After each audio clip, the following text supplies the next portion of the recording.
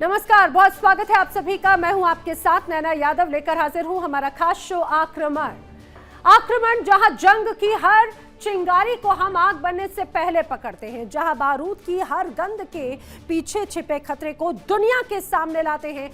दुनिया के कई मोर्चे इस वक्त हैं जंग की भट्टी में तपते हुए। कहीं मिसाइलें गरज रही हैं, कहीं ड्रोन मौत बनकर आसमान से बरस रहे हैं, कहीं समंदर में युद्धपोतों की तैनाती ने तीसरे विश्व युद्ध की आहट को कर दिया है और भी ज्यादा तेज।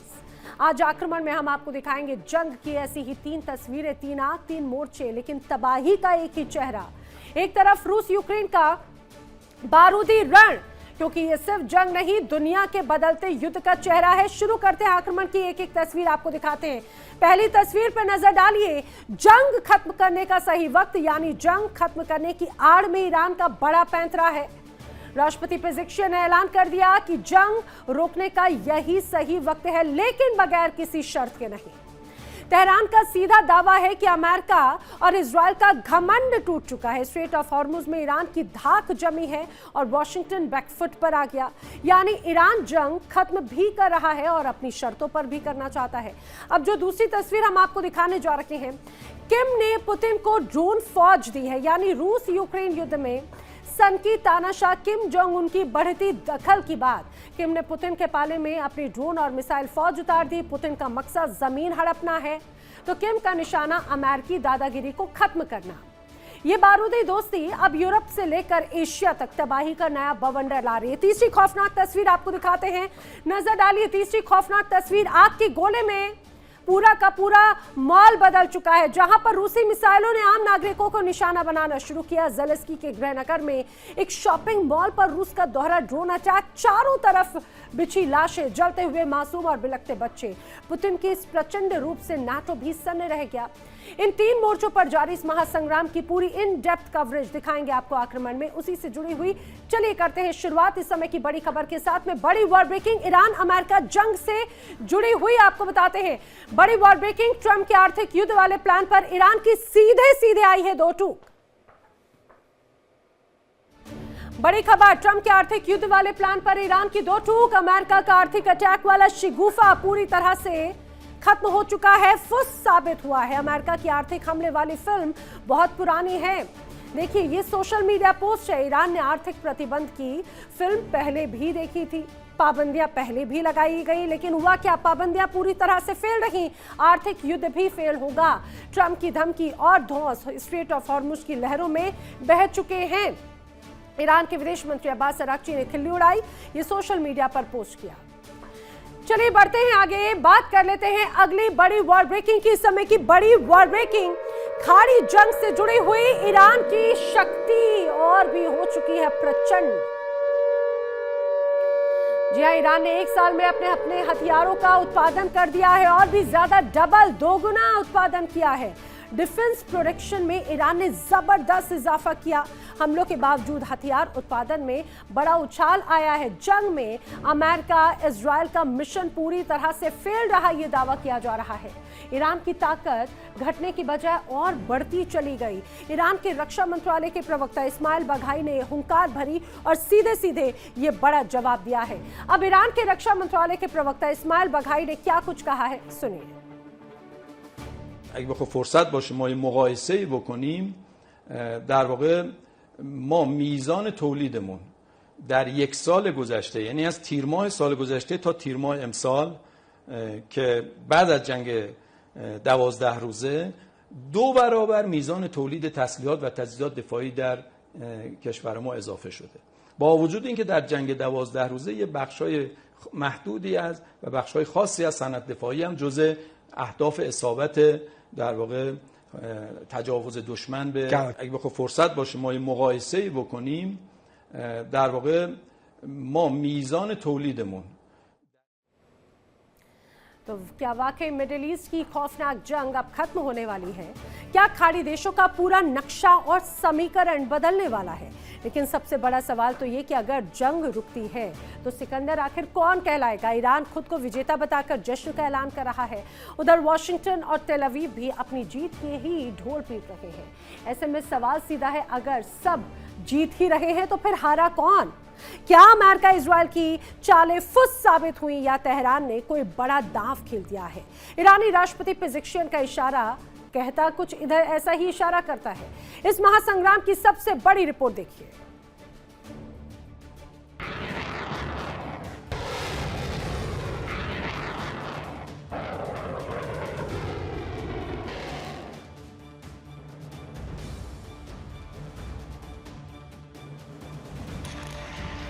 नौ महीने से जारी जंग, आसमान में मिसाइलों की गूंज, मिडिल ईस्ट में अमेरिकी युद्धपोतों की तैनाती, इजराइल के लगातार हमले और जवाब में ईरान का पलटवार। लेकिन अब इस जंग के बीच तेहरान से आया है ऐसा बयान जिसने पूरी दुनिया का ध्यान खींच लिया है।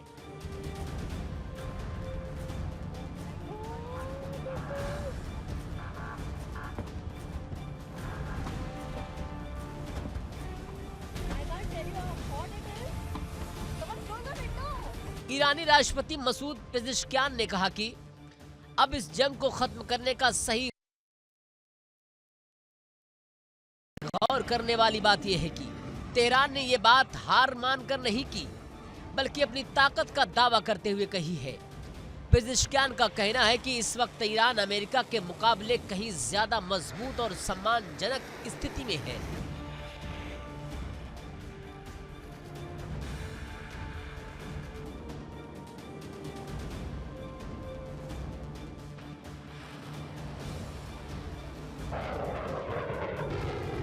तेहरान के इस बयान को समझने के लिए जंग के पिछले कई महीनों पर नजर डालना जरूरी होगी।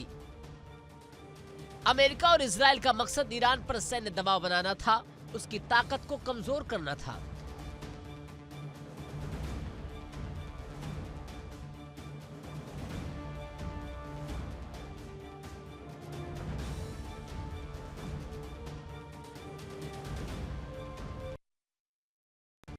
लेकिन ईरान का दावा है कि तमाम हमलों के बावजूद उसकी प्रतिरोध क्षमता खत्म नहीं हुई। ईरान ने जवाबी हमले किए, मिडिल ईस्ट में अमेरिकी सैन्य ठिकानों को निशाना बनाया, एयर डिफेंस सिस्टम को चुनौती दी।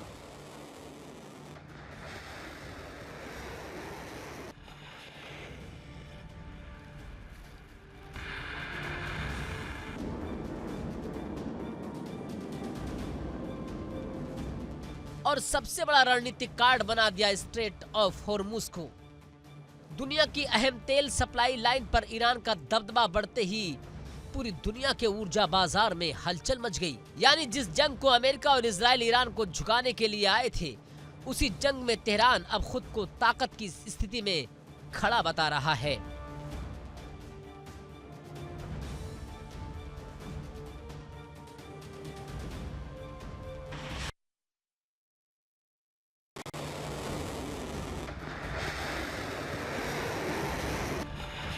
पेजेश्कियान का संदेश बिल्कुल साफ है। अगर युद्ध इसी मोड़ पर रोक दिया जाए तो ईरान अपनी ताकत और सम्मान के साथ बाहर निकल सकता है। तेहरान का दावा है कि अमेरिका और इजराइल ने ईरान को कमजोर करने के लिए पूरी ताकत झोंक दी, लेकिन ईरान आज भी मैदान में खड़ा है और डटा है।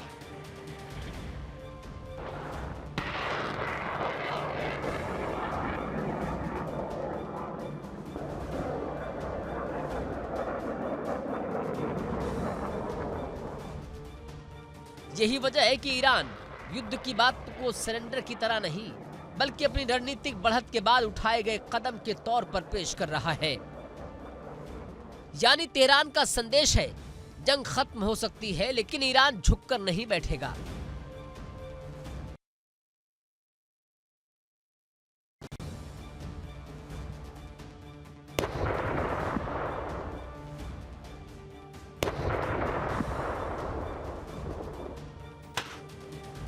इस पूरी कहानी में सबसे बड़ा मोड़ है स्ट्रेट ऑफ होर्मुज। ईरान ने इस समुद्री रास्ते को अपने सबसे बड़े दबाव वाले हथियार के तौर पर इस्तेमाल किया है। दुनिया के तेल बाजार की नजर होर्मुज पर टिकी है।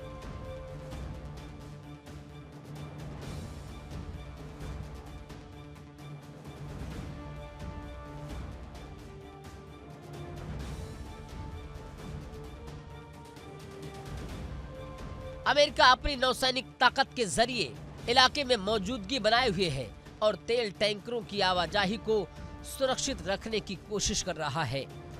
रिपोर्ट्स में अमेरिकी नौसेना की ओर से टैंकर काफिलों को सुरक्षा देने की बात भी सामने आई है।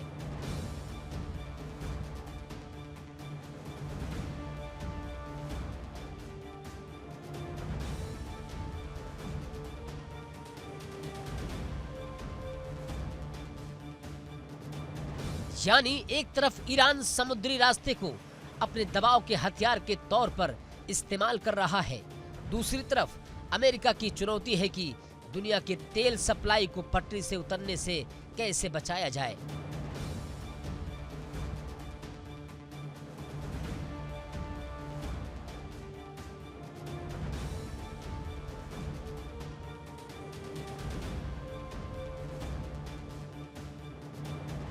और अब अमेरिका ने सैन्य दबाव के बाद आर्थिक दबाव का मोर्चा खोल दिया है। ट्रंप प्रशासन ईरान पर और कड़े प्रतिबंध लगाने की तैयारी में है। अमेरिकी वित्त मंत्री स्कॉट बेसेंट ने इस अभियान को इकोनॉमिक डी-डे नाम दिया है।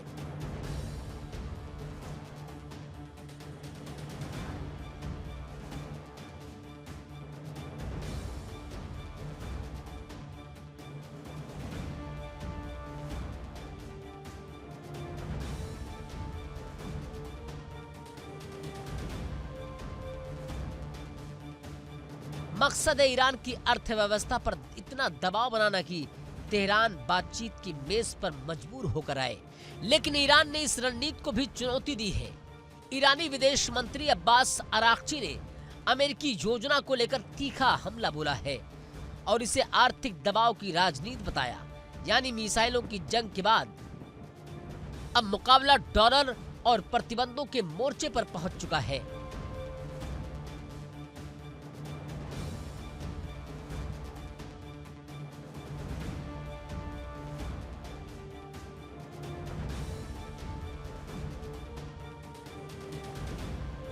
लेकिन इस पूरे खेल में असली ट्विस्ट चीन की एंट्री से आया है।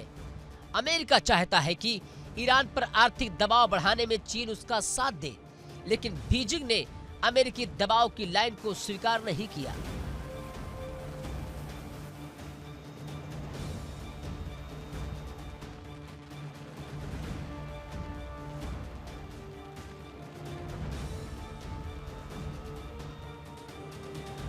चीनी विदेश मंत्रालय ने कहा कि एक तरफा प्रतिबंधों और दबाव से पश्चिम एशिया की समस्या का समाधान नहीं हो सकता। चीन ने सभी पक्षों से संयम बरतने और बातचीत के जरिए विवाद सुलझाने की अपील की है। यानी अमेरिका कह रहा है और दबाव बढ़ाओ, चीन कह रहा है बातचीत करो और ईरान कह रहा है कि वो ताकत की स्थिति में खड़ा है।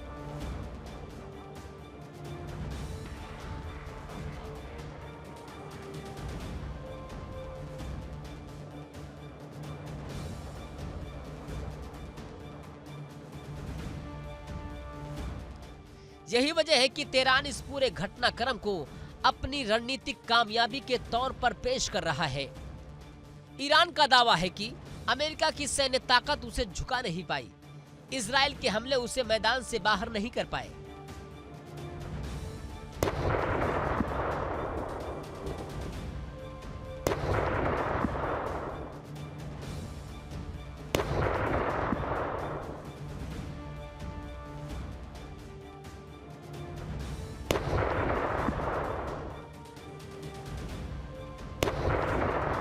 प्रतिबंधों का दबाव उसे आत्मसमर्पण के लिए मजबूर नहीं कर पाया और अब चीन भी बातचीत की पैरवी कर रहा है। यानी ईरान के नैरेटिव में तस्वीर बिल्कुल साफ है। अमेरिका और इजराइल ने हमला किया, ईरान ने जवाब दिया, जंग लंबी चली, लेकिन तेहरान आज भी अपनी शर्तों और अपने दावों के साथ खड़ा है।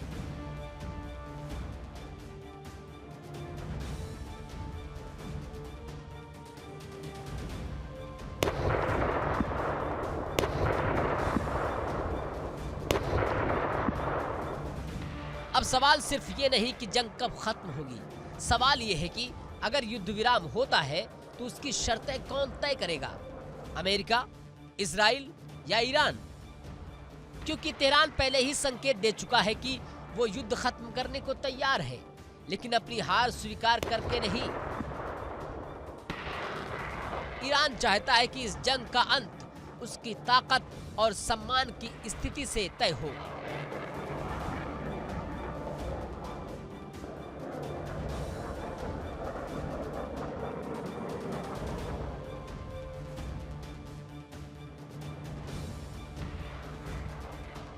और अगर ऐसा होता है तो मिडिल ईस्ट की इस लंबी जंग का सबसे बड़ा संदेश यही होगा, अमेरिका और इजराइल ने ईरान को झुकाने के लिए युद्ध शुरू किया था, लेकिन युद्ध के अंत की बातचीत में ईरान खुद को कमजोर नहीं बल्कि मजबूत खिलाड़ी के तौर पर पेश कर रहा है।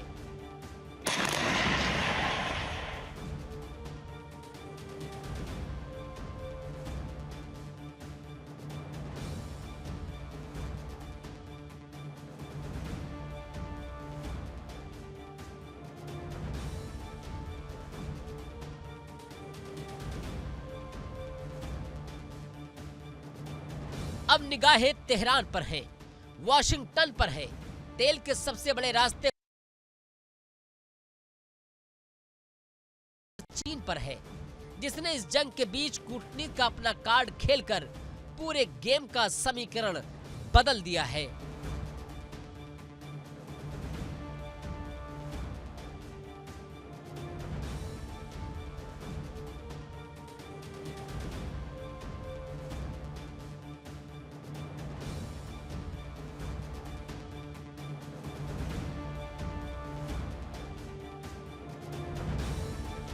देखिए इंडिया डेली 24/7 अब आपके स्मार्ट टीवी पर। इंडिया डेली मौजूद है सभी डिजिटल प्लेटफॉर्म पर लाइव और लगातार। इंडिया डेली 24/7 हर दिन राष्ट्र को समर्पित।